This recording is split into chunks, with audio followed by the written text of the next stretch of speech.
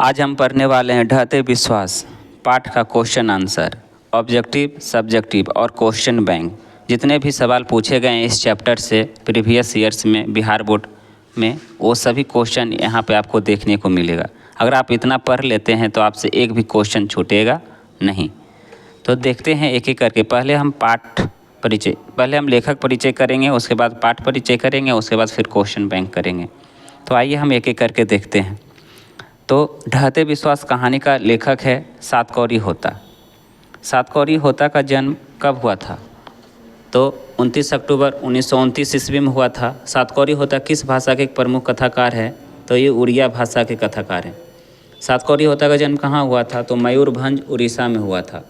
सातकौरी होता की अब तक कितने पुस्तकें प्रकाशित हो चुकी है? तो 1 दर्जन से अधिक प्रकाशित हो चुकी है। सातकौरी होता किस विभाग में विशेष सचिव रह चुके हैं? तो वाणिज्य एवं यातायात विभाग। सातकौरी होता किस संस्था के अध्यक्ष भी रह चुके हैं? तो उड़ीसा राज्य परिवहन निगम के। ढहते विश्वास कहानी का हिंदी अनुवाद किसने किया? तो राजेंद्र प्रसाद मिश्र ने किया। ढहते विश्वास कहानी किस संग्रह से ली गई है? तो उड़िया की चर्चित कहानियाँ से ली गई है। सातकौरी होता का संबंध किस राज्य से है? तो ये उड़ीसा। सातकौरी होता ने अपने कथा साहित्य में किस जीवन को प्रमुखता से चित्रित किया है? तो उड़ीसा का। ढहते विश्वास कहानी के लेखक कौन है? तो ये सातकौरी होता। ढहते विश्वास किस भाषा से अनुदित है? तो ये उड़िया भाषा से अनुदित है।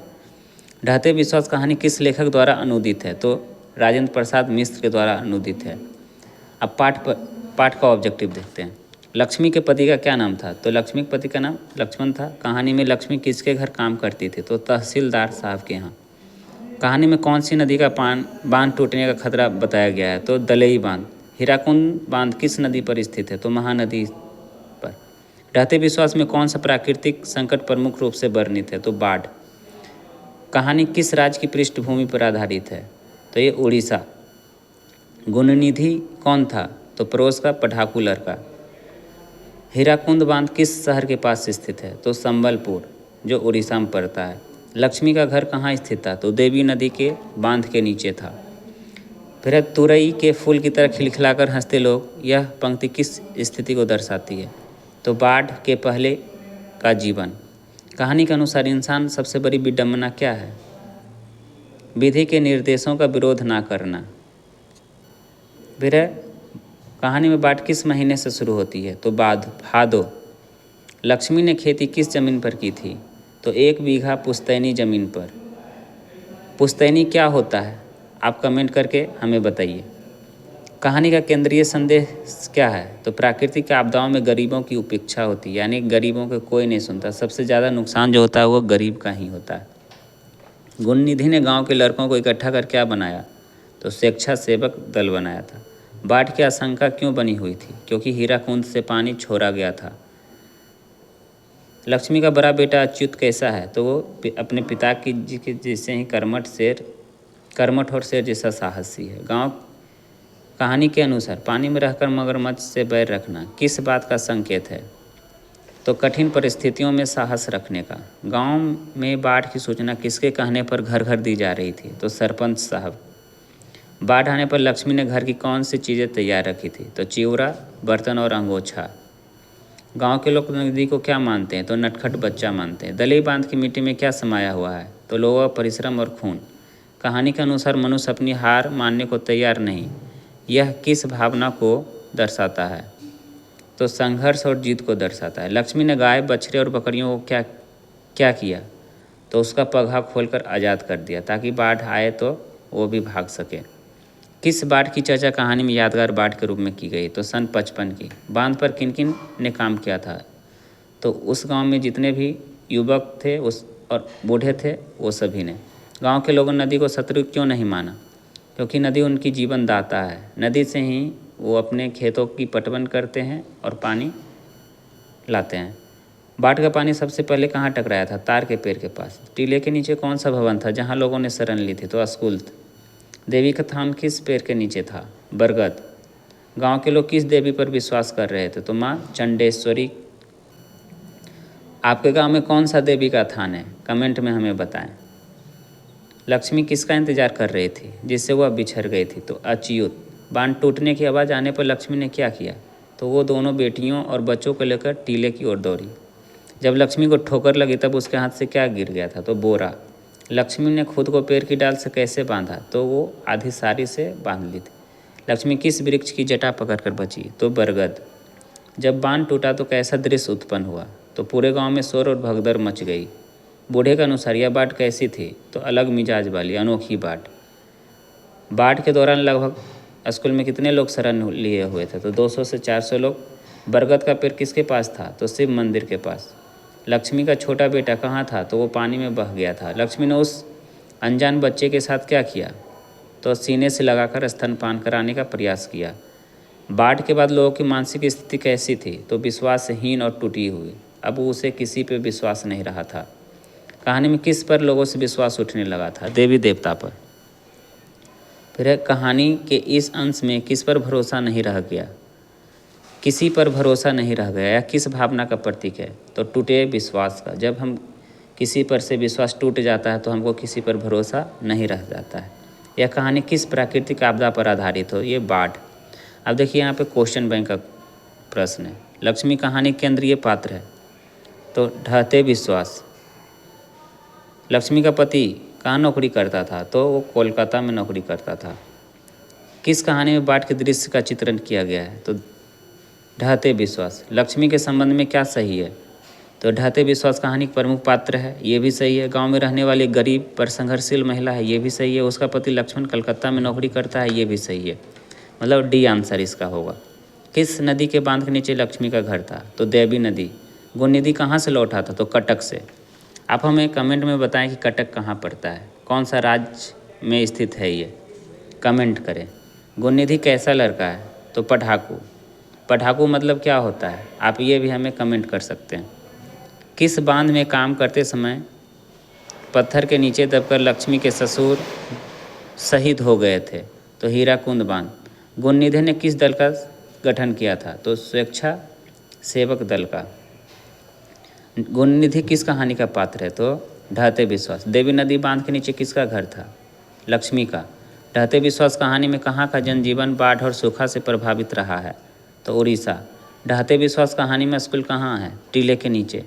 कौन हल्ला कर बाद से सबको सचेत कर रहे थे? तो चंद्रा, गुणनिधि, अच्युत, सकरा, शंकर, मकरा, यानी सभी लोग इनमें से होगा। लक्ष्मण कहाँ नौकरी करता था? कलकत्ता में। लक्ष्मी के बड़े पुत्र का क्या नाम था? तो अच्युत। किनके कथा साहित्य में उड़ीसा का जीवन गहरी आंतरिकता के साथ प्रकट हुआ है? तो सात कौड़ी होता।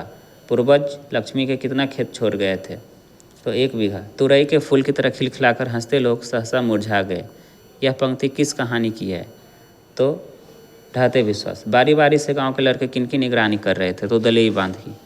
लक्ष्मी ने अपनी दोनों लड़कियों और छोटे बेटे को सुलाकर कहाँ गई थी? तो गुहाल गई थी। गुहाल क्या होता है? गुहाल में क्या रखा जाता है, क्या बांधा जाता है? आप हमें कमेंट में करके बताएं। क्या आपके घर में गुहाल है? घर में 2 लड़कियों और साल भर के लड़कों को लेकर कौन अकेली थी? तो लक्ष्मी। हल किराए पर लेकर बीघे भर जमीन में खेती कौन करवाई थी? तो लक्ष्मी ने। कटक शहर को बाढ़ से बचाने के लिए किसने पत्थर का बांध बनवाया था? तो सी आंसर इसका होगा, महाराज अयाती केसरी ने। ढहते विश्वास शीर्षक पाठ में किस बांध के टूटने की बात की गई है? तो दलेई बांध। बारिश होते देख किसे लग रहा था जैसे इस बार भी बाढ़ आएगी? लक्ष्मी को। ढहते विश्वास कहानी में कैसी समस्या का वर्णन किया गया? तो बाढ़ की समस्या का। लक्ष्मी के ससुर का मृत्यु कैसे हुआ था? तो पत्थर से दबकर हुई थी। तो इतना ऑब्जेक्टिव आपका क्वेश्चन हुआ। इसमें आपका लेखक परिचय है, पाठ का ऑब्जेक्टिव है और क्वेश्चन बैंक का ऑब्जेक्टिव है। अगर आप इतना कर लेते हैं तो आपसे एक भी ऑब्जेक्टिव छूटेगा नहीं, चाहे जैसा भी हो जाए, जैसा भी पूछा जाए। अब प्रश्न उत्तर देखते हैं। लक्ष्मी कौन थी? उसकी पारिवारिक परिस्थिति का चित्र प्रस्तुत कीजिए। तो लक्ष्मी इस कहानी की मुख्य पात्र है जो उड़ीसा के गांव में रहती है। वह एक गरीब महिला है और बाढ़ और सूखे जैसी प्राकृतिक आपदाओं से प्रभावित है। उसके पति लक्ष्मण कोलकाता में काम करते हैं और जो पैसे भेजते हैं उससे घर का गुजारा नहीं होता। इसलिए लक्ष्मी तहसीलदार साहब के यहाँ छोटे मोटे काम करके घर चलाती है। वह है कर्मठ, पतिपरायण और संघर्षशील महिला है। नेक्स्ट एक कहानी के आधार पर प्रमाणित करें कि उड़ीसा का जनजीवन बाढ़ और सूखा से प्रभावित रहा है। कहानी में उड़ीसा के जनजीवन को बाढ़ और सूखे से होने वाली कठिनाइयों का वर्णन किया गया है। एक साल लक्ष्मी ने हल किराए पर लेकर बीघे भर जमीन में खेती करवाई, लेकिन पानी के अभाव में पौधे सूख गए। दूसरे साल अतिवृष्टि मतलब अधिक वर्षा के कारण दलई बांध टूट गया और बाढ़ ने पूरे गांव में तबाही मचा दी। इससे लोगों का विस्थापन हुआ, घर डूब गया और भोजन की कमी हो गई। नेक्स्ट है, कहानी में आए बाढ़ के दृश्यों का चित्रण अपने शब्दों में प्रस्तुत करें। कहानी में बाढ़ के दृश्यों का वर्णन बहुत ही भयावह है। बाढ़ का पानी घरों में घुस जाता है, जिससे लोग अपने घरों को छोड़ने के लिए मजबूर हो जाते हैं। चारों ओर पानी ही पानी दिखाई देता है और लोग अपनी जान बचाने के लिए इधर उधर भागते हैं। भोजन की कमी हो जाती है और लोग बेघर हो जाते हैं। कहानी के शीर्षक की सार्थकता पर विचार करें। ये चौथा नंबर का क्वेश्चन है। कहानी का शीर्षक ढहते विश्वास बहुत ही सार्थक है। यह शीर्षक न केवल बाढ़ और सूखा के कारण लोगों का जीवन में आई तबाही को दर्शाती है, बल्कि यह भी दर्शाता है कि किस प्रकार लोगों का विश्वास धीरे धीरे टूट जाता है जब वे लगातार प्राकृतिक आपदाओं का सामना करते हैं। पाँचवां क्वेश्चन है, लक्ष्मी के व्यक्तित्व पर विचार करें। लक्ष्मी एक मजबूत और साहसी महिला है। वह अपने परिवार की देखभाल करती है और कठिन परिस्थितियों में भी हार नहीं मानती। वह एक कर्मठ, पतिपरायण और संघर्षशील महिला है। उसका व्यक्तित्व दृढ़ता और सहनशीलता का प्रतीक है। छठा है, बिहार का जनजीवन भी बाढ़ और सूखा से प्रभावित होता रहा है। इस संबंध में आप क्या सोचते हैं, लिखें। तो बिहार भी उड़ीसा की तरह बाढ़ और सूखा से प्रभावित होता रहा है। यहाँ भी नदियों के कारण हर साल बाढ़ आती है, जिससे जान माल की हानि होती है। इसके अलावा सूखा भी एक बड़ी समस्या है जो किसानों और आम लोगों को प्रभावित करती है। सातवां क्वेश्चन है, कहानी का सारांश प्रस्तुत करें। तो ढहते विश्वास कहानी उड़ीसा में बाढ़ और सूखा के कारण होने वाली तबाही और लोगों के जीवन पर पड़ने वाले प्रभावों को दर्शाती है। कहानी में लक्ष्मी के माध्यम से हम एक ऐसी महिला की कहानी देखते हैं जो प्राकृतिक आपदाओं का सामना करती है और अपने परिवार के लिए संघर्ष करती है। यह कहानी हमें यह भी दिखाती है कि कैसे लोगों का विश्वास धीरे धीरे टूट जाता है जब वे लगातार प्राकृतिक आपदाओं का सामना करते हैं। आई होप ये वीडियो आपकी अच्छी लगी होगी। अगर आपको अच्छी लगी है तो हाँ, इस चैनल को लाइक करें, सब्सक्राइब करें और कमेंट करें कि आगे आपकी कौन सी वीडियो चाहिए। क्या आपके गांव में भी बाढ़ आती है? हमें कमेंट करके बताएं। धन्यवाद।